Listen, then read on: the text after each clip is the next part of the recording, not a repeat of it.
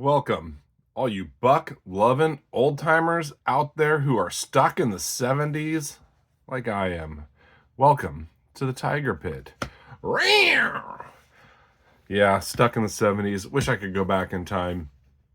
I have an unboxing here. It is a limited edition 501 Larrin. Let's get into it so I don't get a bunch of angry comments from people who are like, shut up and just show the knife. I'll just ramble on as I'm showing the knife. Here we go. This box is kind of like a Rough Rider box, about the same size, except it does not have the foam insert inside. And this is my first limited edition sleeve I've seen. Very cool. It just says Squire. Squire. That's the original 501. This is a spin on it. Is that July 7th, 2024? I cannot believe these are still available. Let's get into it. I'm not going to pull out the cards and everything. It does come with this special Knife Nerds, Knife Steel Nerds sheath.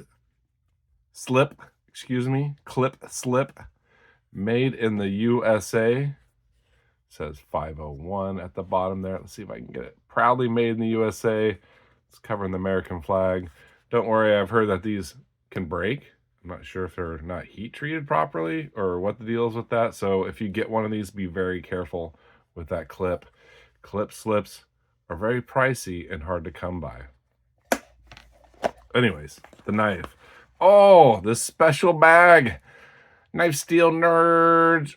Unite. My very first Magnacut. That is, the glasses are the symbol of the maker of Magnacut. It comes with the cards, a certificate of authenticity. This is one of 1,000. I'm actually still amazed it's still available. Now, when they released these, they released the elk covers, and there were only 250 made. Those went screaming fast. Now, usually the limited editions are rather pricey, and this is no exception. That's why it took me so long to pick it up. And, well, so these go for $149.99. Magnacut steel, but a buck exclusive at $150 is actually a fantastic deal. Magnacut steel, it's a 501. Now, what's different about this 501 is it's a bare head. It does not have a end cap here. Also, it has a long pull, and it's a clip point. So a completely unique spin on the 501 Squire. I do not have a 501 Squire in my collection. I have a friend who has one that was gifted to him by his father as a kid. Magnacut. Knife Nerds. I should have put my glasses on for this video and opened it. Maybe I'll do that. I'll just do a short. How about that? Yes, he has a 501 Esquire in the red Mikata. And that's a very cool knife. I always thought they were kind of small, you know, because they go for about $70. And a little bit more than a Sodbuster Jr. They're about the same size as a Sodbuster Jr.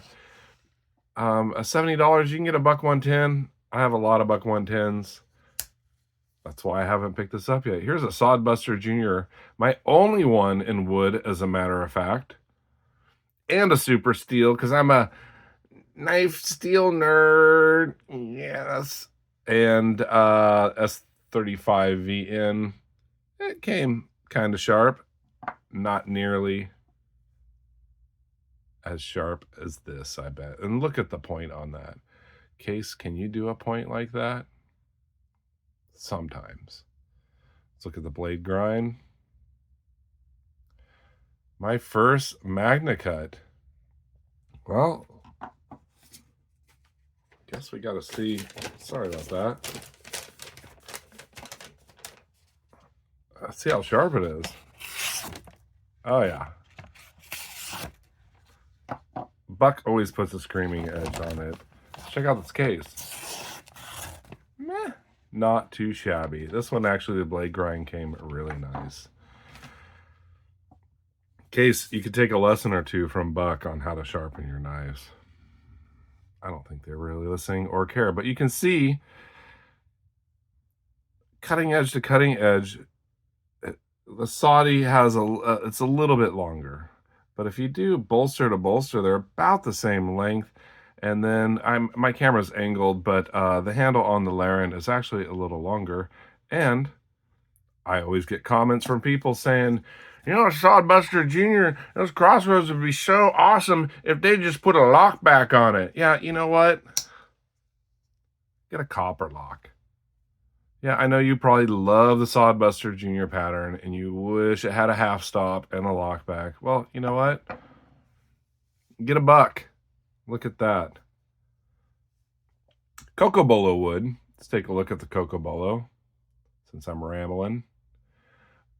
Pretty straight grain. Nothing too spectacular. I'd say not as nice as Steven from Sanctified EDC, or Sanctified Leather now, excuse me. But Cocobolo, it's a little exotic wood, and you cannot build a custom Squire with Cocobolo. Brass front bolster. And, of course, Magnacut. Very cool. Good 4-finger grip. Nice slim carry. What a good lockback alternative to a Sodbuster Jr. And it has a nice point and it comes sharp. Well, how did I get here? I wasn't going to get one of these. They're $149.99. That's really pricey. Go and try to build a Squire with Magnacut and pick one of their exotic woods, like how about desert ironwood or palm wood. Those are $50 option. You're looking at $180-something knife. And it's not a clip point, and it's just, you cannot build this in the custom shop. It's an exclusive. I'm truly amazed that this is still available. Exclusives generally go really fast, and they generally are really expensive, and that's why it did take me so long to get it, because I thought this was rather pricey. No left-right blade play, no up-down blade play whatsoever. Buck USA. No date stamp. I guess we just got to know what year these came out. Perfectly centered blade. But like a lot of lockbacks in Buck, get a little wobble in there. Doesn't bother me, as long as it doesn't hit the liner. I do notice a little teeny tiny chunk taken out of the liner. I don't think it was from this knife. There's no nick in the blade. Maybe they had a defective one that was sent back to them, and they rebuilt it. I could always just take a little emery cloth and smooth that out. Barely noticeable. Just notice that little nick. But obviously, closing it, it closes down the center. Man, it's just from the factory. Hey, gives it a little character. But yeah, you cannot build Magnacut Cocobolo bare head and a clip point with a long pull. I guarantee if you did, it'd probably be $220. And then you add this for another $20. It'd be a $240 knife. So $149, what a fantastic deal. And I didn't pay that because they're doing the holiday sales, 17% off. Now, I'm kind of affiliated with Buck Knives, I'll tell you that. Now, they don't pay me, and they don't send me free knives. So this is an unbiased review. They do give me discounts on their standard stock Buck knives, but their exclusives, I have to pay the same price as the rest of you. So, and they're custom knives. Like, I can't just build a custom and be like, sweet, I got 35% off. I'd be building customs left and right. So with 10% tax up here in Washington State, this would have been a $165 knife. And I just never pulled the trigger. But with the holiday special deals, I noticed they were still available. So I got it for about $124, and then, I don't know, throw some tax, $130 something. that beats 160. So it is pricey still. I mean, I spent less for exclusive 110s, um, and 110s with S30V, which is a great steal. But I've never had a Magnacut. I thought, what a better way to start than this really nice, pocketable Larrin. Now, excuse me for not researching the name of Larrin before. I've heard it once or twice before. They call it that. It's my bad. I just got this. I wanted to unbox it and show everyone. I do carry the 110 and 112. Generally have to carry them in the sheath on my belt, unless I carry like the Slim or Slim Pro, which I'll throw in a pocket, which is nice and slim. I like that this does not have a pocket clip. I'm not a huge fan of clip slips. My friend Brad is, but I don't know. I guess if this clip ever breaks, then it's a slip, right? Very cool. Let's see how it fits in there. Sticks out the back a little bit, makes it really easy to pull out. What a cool knife. Now, I was just really excited to see what Cocobolo I'd get. And like I said, kind of plain, but looks nicer than the Cocobolo on my 117, my 120 General. Very nice. And I'm a sucker for a bear head. Hold on. Let's compare this to another one. 1 second. There we go. Compared to my 152. This was April Buck of the Month 2024. Ebony, nickel silver. It's a fixed blade like the 112, and it's an S35VN. They're about 160, so very similar price. This is much more pocketable because it's a folder, obviously. But you know, to give you an idea of the size compared to like a 112, it's actually not too far off. And these are slimmer than the 112 because they're a fixed blade full tang. This Larrin's even slimmer. There we go. There's a size difference. But it's still a great 4-finger grip on this. Very thin. I am curious to see how this Magnacut will handle the work. I'm sure it'll be absolutely fantastic. And,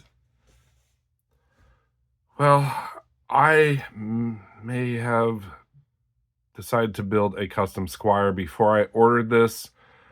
Like I said, if I was going to go Magnacut and exotic wood, it was going to be 180, so I just opted to get this. So that's a surprise about that custom, and it's not come to January 20th or later. So I felt like I wanted a buck for actual Christmas.